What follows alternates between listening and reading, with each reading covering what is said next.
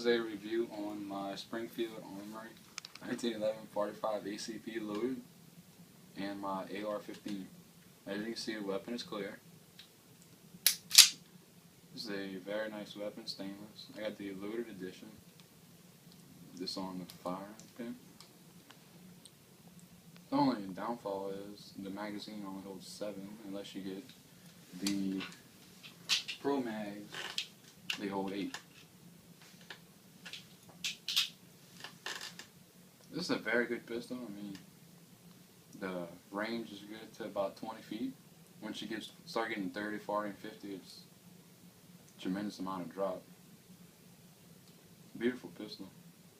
I think the next upgrade I'll put on it is maybe some Trigicon night sights or Crimson Trace laser.